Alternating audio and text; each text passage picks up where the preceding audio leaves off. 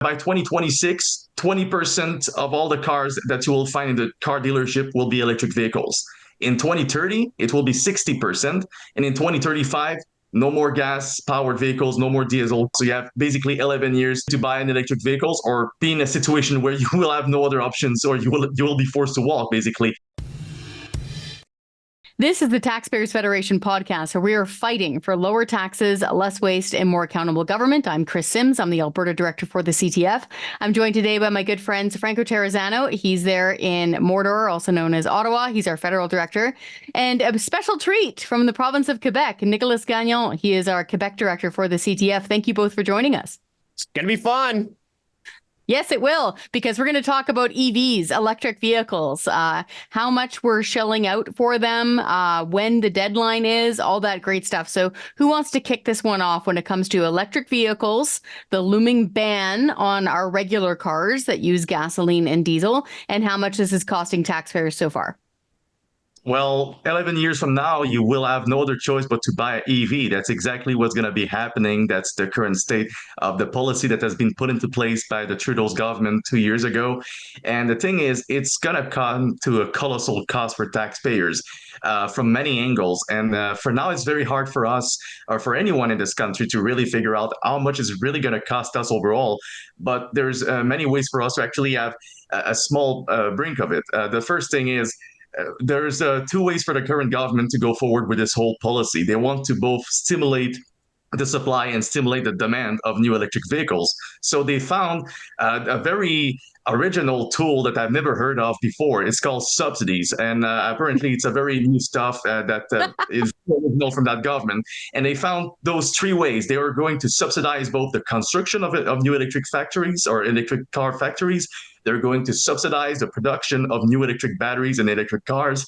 And they're also going to be subsidizing incentive to buy those EVs. So that cost along is really ludicrous at this point, because we already know for sure that all of those new electric batteries and electric factories that they're currently announcing, Stellantis, Volkswagen, Honda, all of those, they're part of this policy. Why? Because they need to ramp up the production of those electric vehicles by the next 10 years. So they're pumping additional taxpayers' money into those different factories in order to get them running by the end of the decade. We already have a report from the parliamentary budget officer last year that is telling us that all of those factories will take almost a generation before we taxpayers see a return on investment or even the break-even point.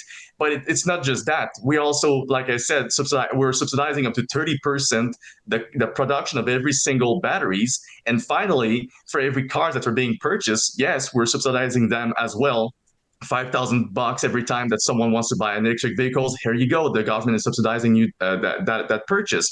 So that's just one piece of the puzzle. But one thing for sure is that we're going to be driving more and more in that direction over the next decade. It's going to be costing billions of taxpayers' money, and that's just for the part of the production and the part of getting those electric vehicles to the market. Now it's not just about getting them to the market, it's also making them run or for you to be able to drive. And here's the thing, there was a report that was published by the Fraser Institute a couple of months ago that is literally telling that if we want to keep aim to that goal, that by 2035, 100% of the cars on the road will be or electric vehicles or hybrids, it's going to mean that we're going to have to increase by 15.3% the overall energy production in Canada. That's like adding 11 new mega hydroelectricity barrages in Canada overall over the next 10 years. And just to give you an example of what they base those figures on, it's all based on the Site C in British Columbia. Site C in British Columbia took approximately 20 years to build. It's able to produce up to 1,100 megawatts, but it took 20 years to build and cost over $16 billion to taxpayers. And so imagine that figure multiplied by 10 or 11 over the next 11 years so that we're able to sustain the whole energy need for those additional electric vehicles on the road. Clearly, none of those figures have been provided by the federal government so far. When Trudeau made that announcement 2 years ago, he never mentioned anything about the overall taxpayers' cost when it comes to, I would say, building those electric vehicles factories, subsidizing them, the purchase, or even making them run on the road. So overall, that's a massive cost, and the lack of transparency of the government at this point is very insulting for all of those taxpayers that will have to bear the burden on their shoulders over the next years. Yeah, Nicholas, I just wanted to jump in on that with the power consumption requirements. The Fraser Institute does outstanding work, but I was talking to a scientist in BC and he was saying, wow, they're really being conservative with even that amount, because he's done the math as well. And even just for British Columbia, just for personal transportation, not touching industry or agriculture or government, it was going to require 9 new Site C dams just for BC. For personal transportation. And again, this is a guy, we disagree on the carbon tax even, but he has done mega analysis on this stuff. And so, yeah, great work by the Fraser Institute, but they're really lowballing, apparently, the amount of energy requirements that would be needed for everybody to suddenly switch to an electric vehicle. Now, Franco, do we see this actually happening? Are we seeing a pushback happening in Ottawa? Is anybody standing up for people who drive a regular vehicle? I mean, you'd have to pry my 1990s Chevrolet out of my cold, dead hands.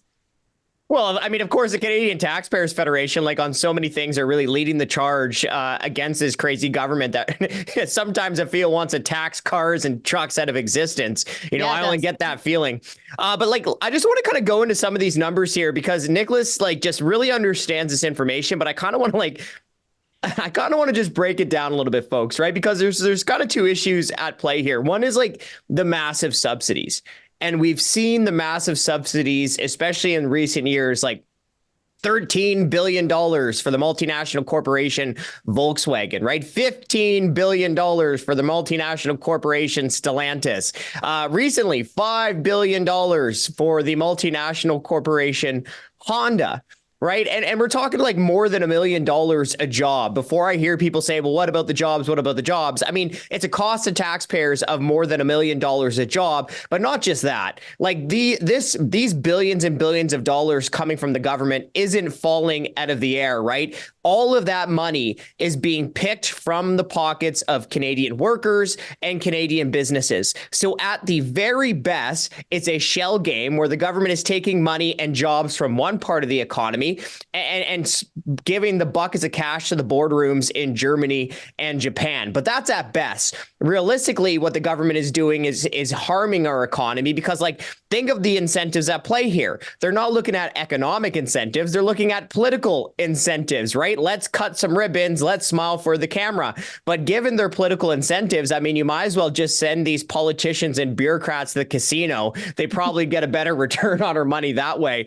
But I also just want to mention what Nicholas said about the break-even point, right? The PBO said, Nicholas, a generation for these factories to break even. Now, first of all, I think they're going to break even sometime between a generation from now and never, probably more towards that never end of the spectrum. But think through what the point that Nicholas is making. Break even on a so-called investment in a generation, not get returns on the so-called investment in a generation, break even on the so-called investment in a generation and sometime between then and never. Now, Nicholas, I just really kind of redetailed the subsidy part of it, but can you just go back to the basics for the people who are listening, what this ban on gas and diesel cars in the future is? Can you just break down those details for our listeners?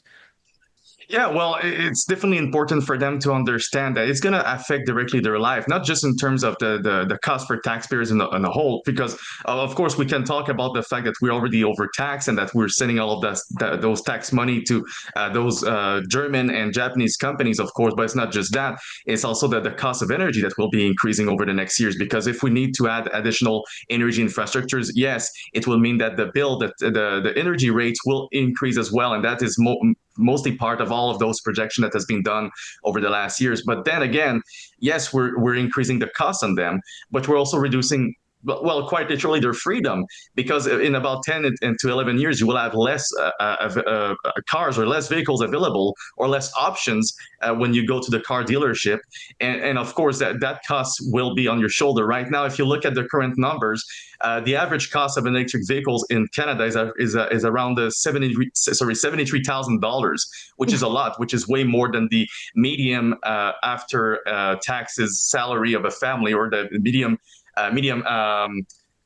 income of a family in Canada at this point. So most people can't buy an electric vehicles right now, and they really have a hard time figuring out if they'll be able to buy one in 10 years. And the truth is, the more it goes, the more the affordability crisis is going on, and the less people are seeing that it's really an option for them, or even something that they should be looking forward. There's clearly other needs. There's clearly other problems that people are looking at. They're trying to buy a house right now. They're trying to pay their rent. They're trying to pay their groceries. So to buy an electric vehicle that is seen by many as a form of luxury is kind of forcing their hand. But the government is there. Well, if you don't have the means, here's $5,000. Here's some other people's money, so you can buy yourself a car that you don't need or that you don't really have the means to buy.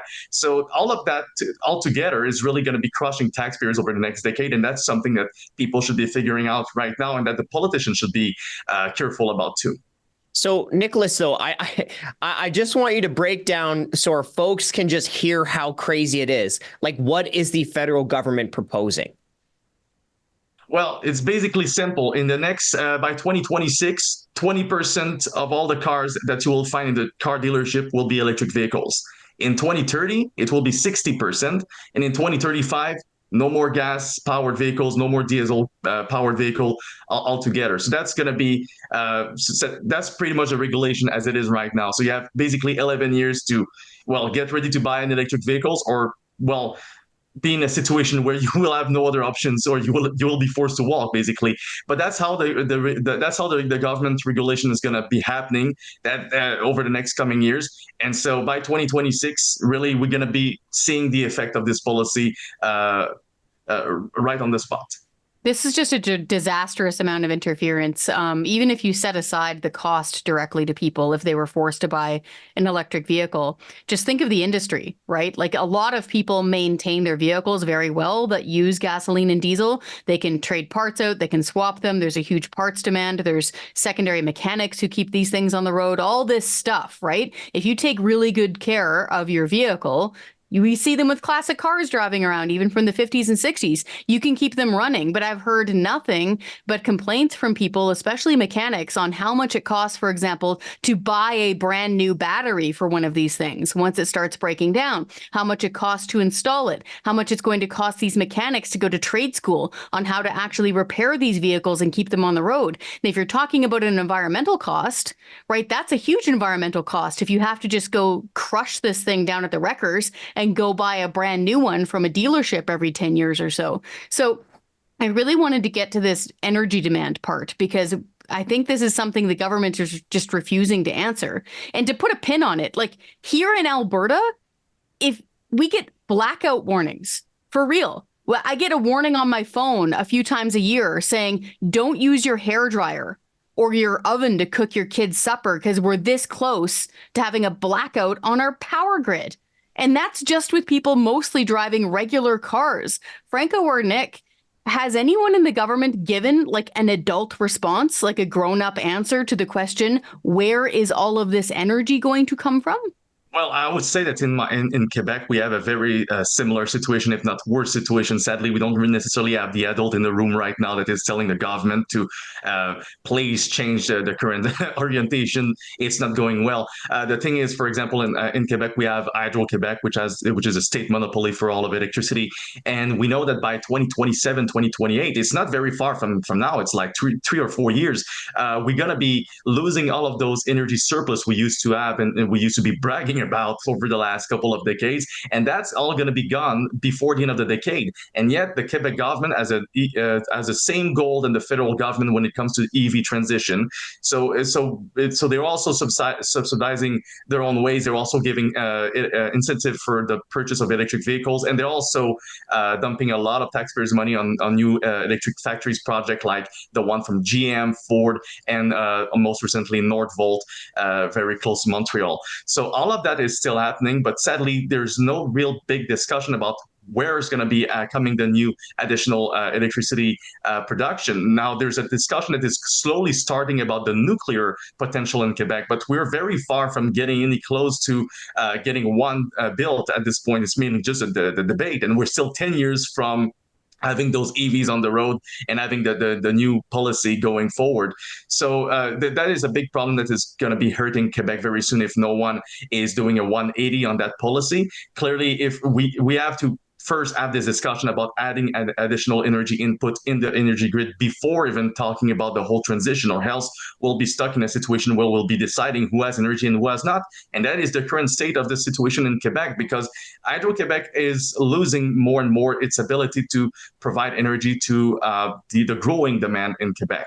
And so you will have different companies that will come in the province and will say, well, there's not enough energy for us, we're going to go somewhere else. That's basically it. Well, they already have other reason to go somewhere else. They don't necessarily want to pay as much taxes as they do in Quebec, but the energy crisis will just add another problem, another additional burden to all of those companies.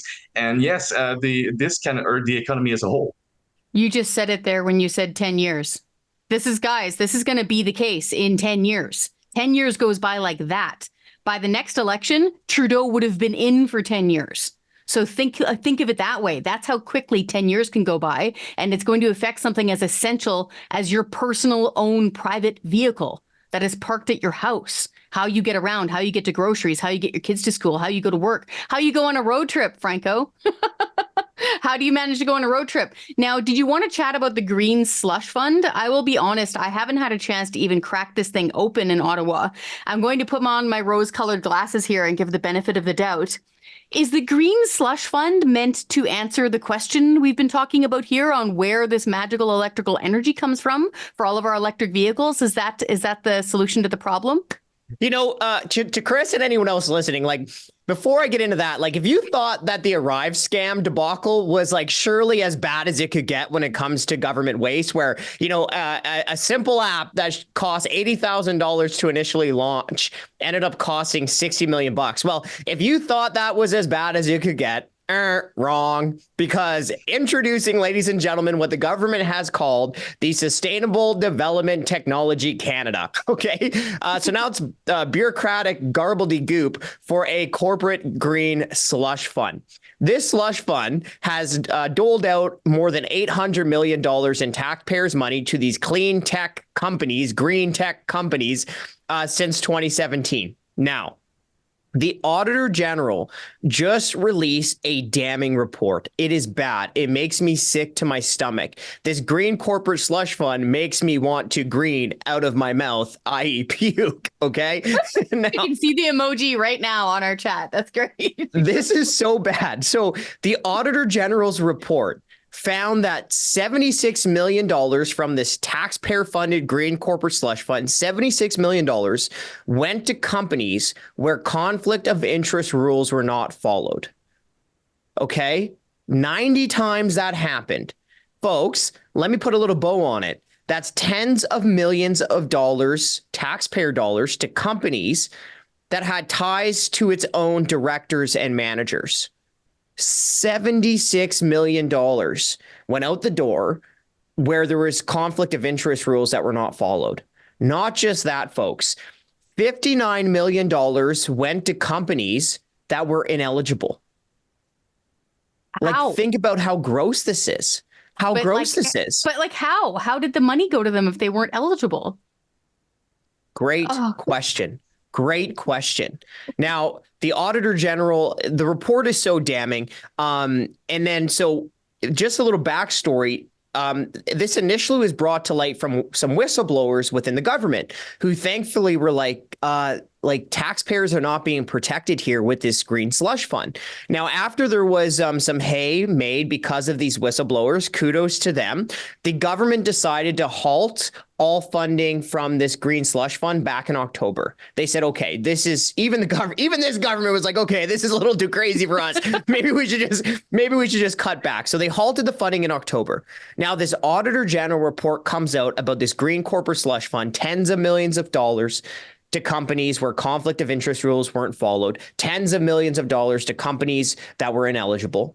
Okay, so what does the government do? What does the innovation industry minister Champagne do after this scathing Auditor General report?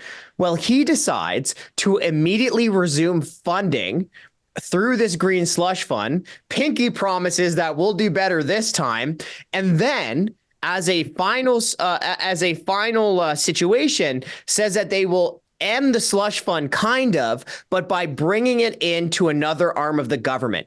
So the slush fund will be disbanded over the next coming months, but the program funding through the slush fund isn't going away. They're just bringing it inside to another arm of government.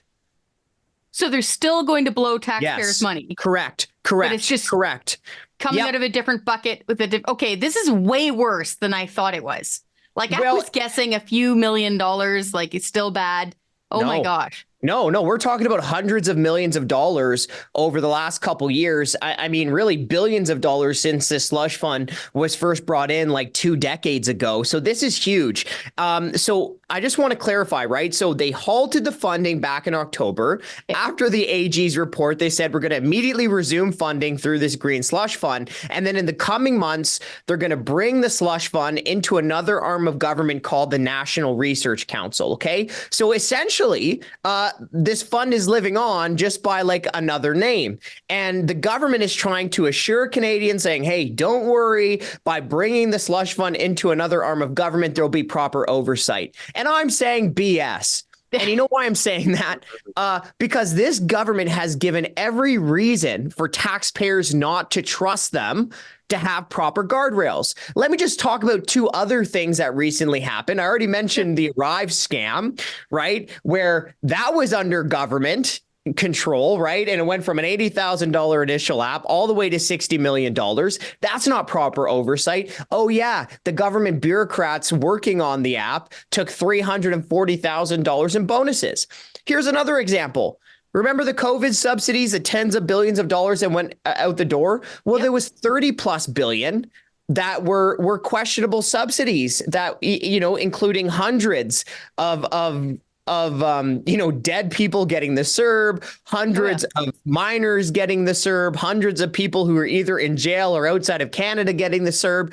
So I'm just looking at this government like, no, you can't just bring in the fund and then, wash your hands and congratulate yourself on the back and say, good job. What I'm saying, and what the Canadian Taxpayers Federation is saying, is that turn off the taps, completely defund the green slush fund. Oh, no kidding. Like, okay, you touched on a few of the waste things there. And on the COVID element too, don't forget, folks, that the Public Health Agency of Canada dumped almost all of the national stockpile of PPE into a landfill before the pandemic hit and never bothered replacing them. Again, those are bureaucrats whose job it is to oversee this kind of stuff. And it still is a dumpster fire. The very idea. So for folks who don't know, like, the National Capital Region is basically the city of Ottawa and a little bit across the river in Gatineau. And these departments almost always are physically in a building. Okay. So just because you're moving this green slush fund over across Bank Street to a different building, and it's now landing within their budget parameters, that does not magically make it more accountable or better or okay. This is one of those things where you're trying to hide the ball under the same colored shells. Oh my goodness, that's way worse than I thought. So do we have any hope of having this reined in? Like, did the Auditor General say this thing should be powered down? Do we think they might power it down and stop funding it if we get enough people to yell at them? Yeah, that's a good question. Like, I really don't have a crystal ball. I am glad to see that this report has got a lot of pickup, and we're really putting a spotlight on like how brutal this corporate slush fund is. Now, as I mentioned, the government doesn't seem like it's going to end this slush fund, right? They're just saying, well, we're going to resume funding and then bring it into the National Research Council, which does not go nearly far enough, right? Like, the taps need to be turned off. It looks like the Conservatives, though, have been jumping all over this thing. They've been making stink about this. So there is, I guess, a possibility that when they come in the government, they should totally scrap the green slush fund and any funding associated with it. Now, this is one of those hangover things. I often describe it as a hangover of government policy, and I'll explain why. So in Ontario, years ago, under the Liberal government with McGuinty and Wynne, they had this huge green energy scandal. that might ring some bells. So very quickly, on average, say your power rate was 2 cents per kilowatt hour.